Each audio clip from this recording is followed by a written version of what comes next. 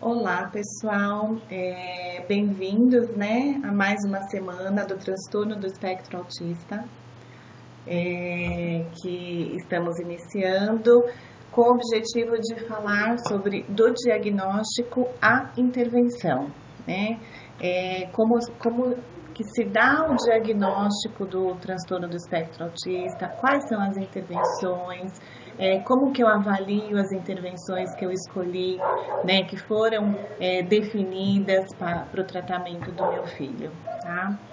Meu nome é Simone Drigo, eu sou psicóloga clínica e neuropsicóloga e hoje trabalhamos bastante com crianças autistas em consultório, né, com o objetivo de principalmente iniciar com intervenções precoces, né, com intervenção, na verdade, a tempo, para que a gente consiga um bom prognóstico no tratamento dessas crianças. Quando falamos em transtorno do espectro autista, nós estamos falando de um transtorno do neurodesenvolvimento, que pode ser explicado como um degradê, né? Por isso que é um transtorno do espectro, porque ele vai desde tons mais claros, se a gente pensar no degradê, até tons mais escuros, né? Os tons mais claros é quando a gente identifica um autismo leve, né? À medida que vai aumentando, ele vai se tornando um autismo mais grave, mais severo, né? E por isso que nós chamamos de transtorno, porque assim, as crianças são muito diferentes umas das outras, elas podem apresentar o autismo de formas diferentes, então ele varia bastante. Por conta disso, não necessariamente eles terão os mesmos sintomas, né? E as manifestações do transtorno também vão variar, tá? Dependendo da gravidade, do nível de desenvolvimento, da idade cronológica, do ambiente, tudo isso acaba interferindo na questão das características desse autista. O transtorno, antigamente, nós chamávamos autismo, né? Agora nós chamamos de transtorno de espectro autista a partir do Manual de Diagnóstico de Transtornos Mentais, DSM-5. Antigamente, nós falávamos em autismo infantil precoce, autismo infantil, autismo de alto funcionamento, atípico, transtorno global do desenvolvimento, transtorno desintegrativo da infância e o transtorno de Asperger. Hoje, todos eles se englobam no TEA. O TEA é uma forma peculiar do desenvolvimento neurológico, afetando a forma como a criança percebe o mundo. O termo autista, ele significa ausente, significa perdido, né? E ele é caracterizado, né, as características, as três principais características do autismo são déficits qualitativos na interação social e na comunicação, vou falar um pouco mais sobre isso, padrões de comportamento repetitivos e estereotipados e um repertório restrito de interesses e atividades, né? Começando, vamos falar sobre, antes até de entrar no diagnóstico, eu quero falar sobre os déficits persistentes na comunicação e na interação social em múltiplos contextos. Então, os déficits, eles são verbais e não verbais. Eles têm manifestações variadas, dependendo da idade, do nível intelectual e da capacidade linguística do indivíduo e também do apoio recebido. Tem uma dificuldade para estabelecer uma conversa normal, né? Compartilhando bem pouco os seus interesses, os interesses do outro, dificuldade para iniciar, para responder, então ele precisa de muito estímulo. Na verdade, é muito difícil o autista ele conseguir dar início a uma conversa, dar início a assuntos que sejam de interesse do momento. A ausência de expressões faciais e de comunicação verbal, dificuldade em ajustar comportamento a contextos sociais, ausência de interesse por pares, né? Então a gente pode ver nas escolas a criança com o espectro, ela não se interessa pelas mesmas coisas que os amiguinhos estão fazendo, então os amigos estão numa roda sentado escutando uma história que a professora está contando, a criança com o transtorno, ela provavelmente vai estar interessada numa outra coisa, ela vai estar interessada em andar pela sala, em olhar um ventilador, em mexer numa rodinha, alguma coisa que não é o mesmo foco dos amigos. Então ela fica realmente mais distante do grupinho.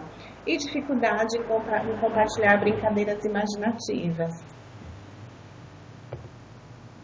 Os déficits de linguagem também podem acontecer de que forma? Desde uma ausência total da fala, atrasos de linguagem, compreensão reduzida da fala, fala em eco afetada. Então, tem desde o autista que não fala, tem o autista que ele fala, mas ele não estabelece um diálogo, é claro, mas ele fala algumas palavras, e tem aquele autista que ele vai repetir falas, né?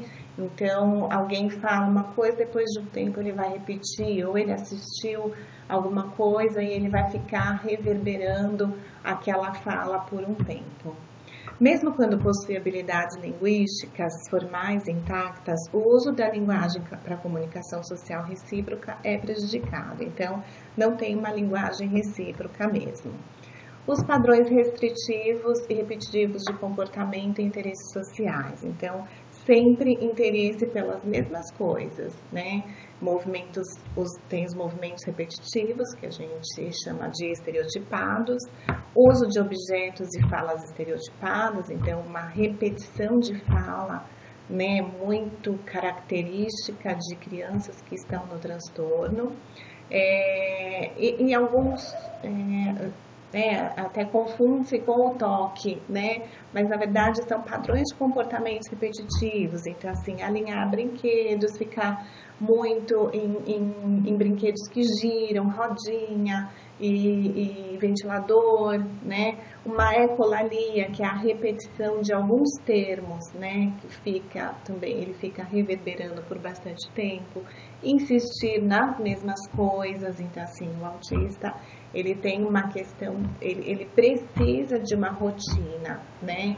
E ele tem essa rotina em mente. Quando foge da rotina, ele pode desestruturar, ele pode ter uma reação de maior agressividade ou de birra, né? Ele não contém aqui o padrão de comportamento, ele não contém o comportamento dele.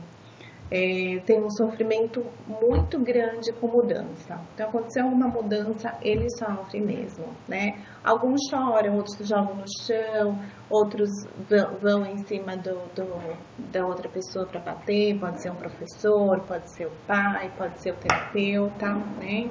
Tem interesses fixos em objetos comuns, tem uma hiper ou hiporreatividade a estímulos sensoriais, ou interesse em comum por aspectos sensoriais do ambiente. Então, muitos gostam de mexer na água, né? Colocar a mão embaixo da água, massinha, amoeba.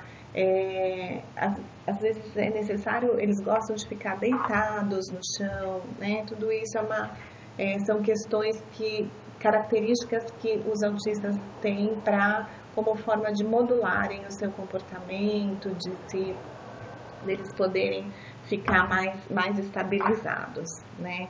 A presença desses dois sintomas desde o início da infância, ele é uma característica que a gente pode entender como importante no diagnóstico do autismo, tá? Ainda nós temos outra característica que é o que eu vou mostrar aqui para vocês. Só um minutinho.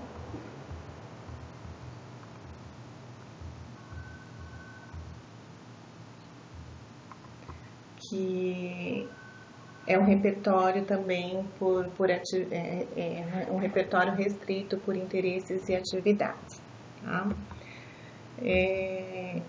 Os sinais e os sintomas aparecem antes dos 3 anos de idade, a cada 10 mil crianças, de 4 a 20 apresentam a síndrome. Se nós estamos falando num contexto mundial, tá? No Brasil, o número de diagnósticos de autismo tem crescido bastante. Portanto, a gente alerta que esse diagnóstico precisa ser feito desde a primeira infância e o início das intervenções o quanto antes, né? Então, diagnosticar logo na primeira infância, antes dos 2 aninhos, né? Desde bebezinho mesmo, para poder fazer as intervenções. A intervenção precoce é o melhor procedimento para propiciar um bom desenvolvimento para a criança. Então, de um lado, há controvérsia sobre qual intervenção seria mais apropriada. Por outro, né, todas as intervenções, todas as teorias conspiram no mesmo consenso, né, que é de que a intervenção precoce é o melhor a se fazer.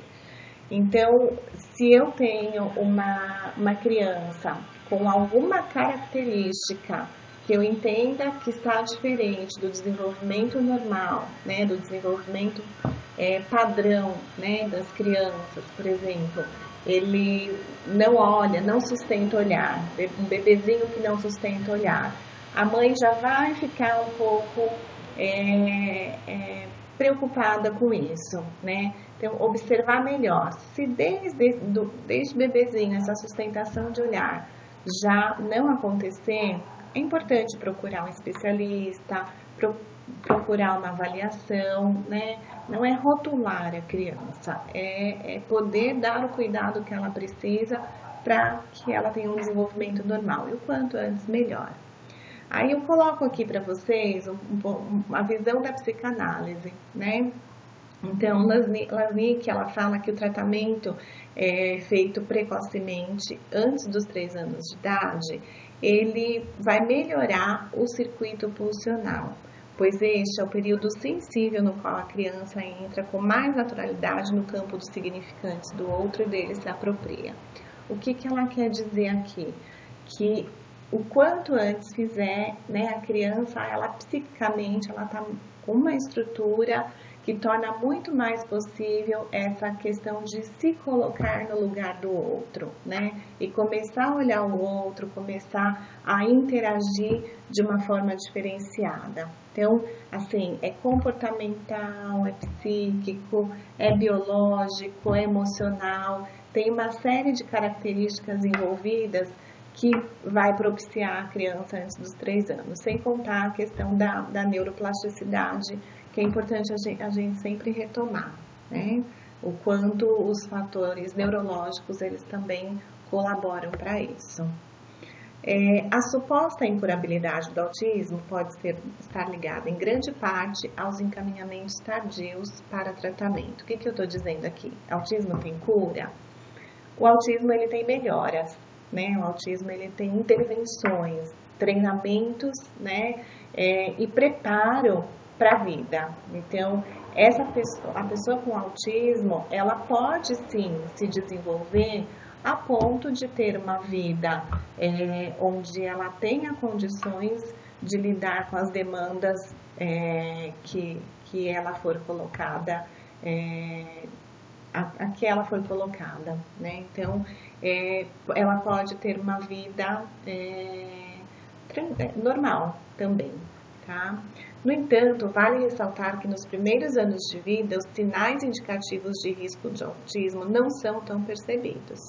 O que normalmente ocorre é que os pais, os próprios pediatras, né, acabam se preocupando quando tem um atraso na fala. Então, não está falando, está com 1 ano e meio, está com 1 ano e meio, 2 anos, 2 anos e meio, meu filho não fala. Aí é que existe a procura pela intervenção, a procura por um diagnóstico. Então, é importante que isso aconteça antes. E muitas vezes isso só vai ocorrer a partir dos 3 anos de vida, né? E aí a gente acaba perdendo todas aquelas características que eu falei agora há pouco, né, de possibilidade de mudança, porque a criança ela está com uma predisposição maior até os 3 anos de idade, na primeira infância. Não que após isso não exista como ser feito. A qualquer idade, ele pode ter intervenções que vão propiciar um bom desenvolvimento, mas quanto mais cedo, melhor.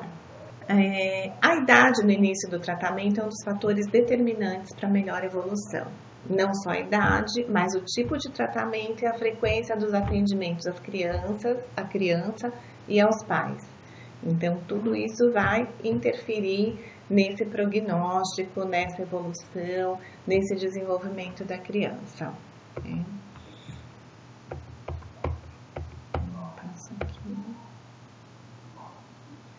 Como é que se faz um diagnóstico? Né? Os diagnósticos eles são mais confiáveis quando ele envolve observações clínicas, uma anamnese completa, né?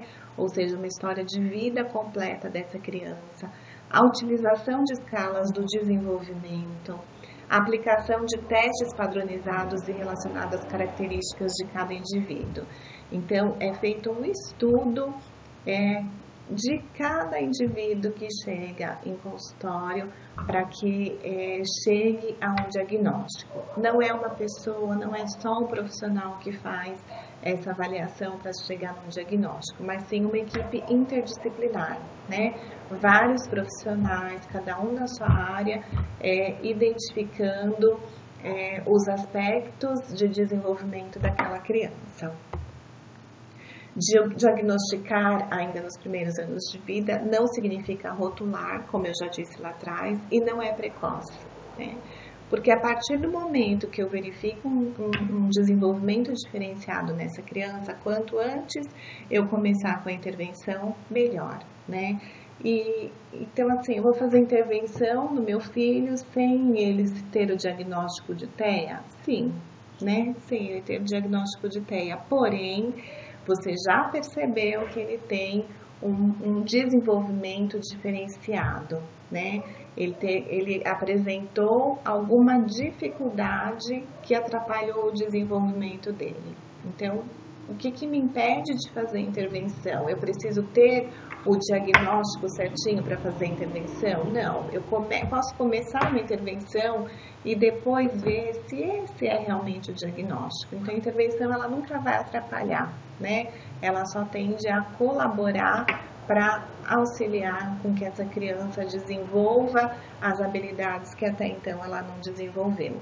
E caso seja realmente, depois de um período de intervenção, visto um diagnóstico de TEA, aí existe um outro enfoque onde as intervenções elas vão ter uma continuidade, talvez de uma forma diferente, talvez um outro tipo de intervenção, aumentar a frequência, né? Então, nada impede de você, ao observar uma diferença no desenvolvimento do seu filho, buscar já por acompanhamento e intervenção interdisciplinar. A partir do diagnóstico, né, nós nos deparamos com algumas dificuldades, né? Primeiro, porque é difícil traçar um diagnóstico de TEA, não é uma tarefa nada fácil, né, como nós já falamos. Porque ele envolve uma série de características que são diferenciadas de uma criança para outra.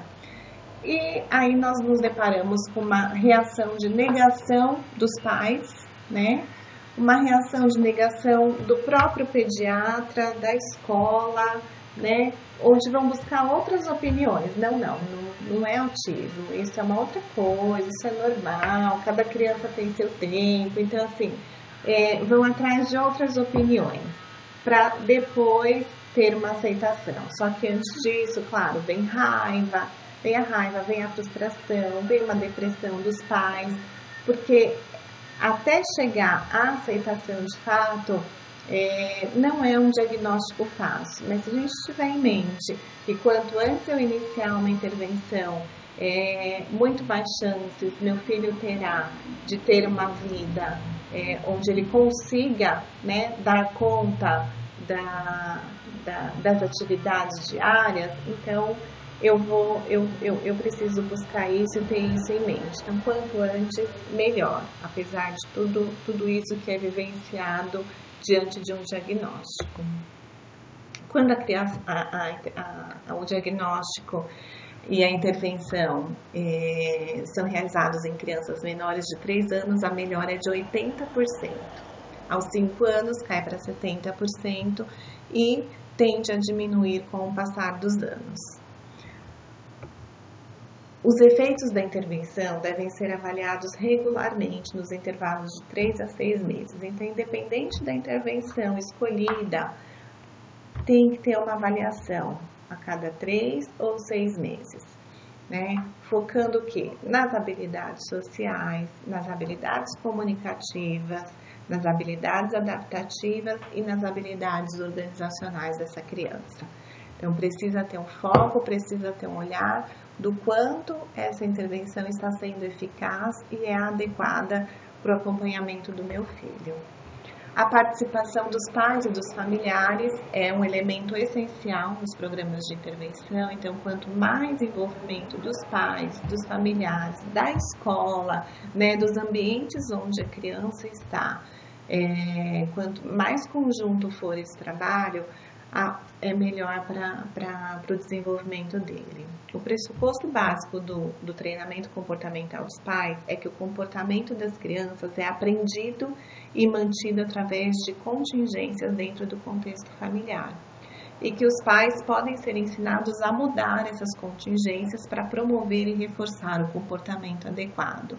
Então, assim, tudo que é feito durante o processo de intervenção, a criança vai generalizando para outros ambientes onde ela vivencia e vai agregando isso para a vida dela. Então, é uma questão de aprender, treinar e generalizar para a vida.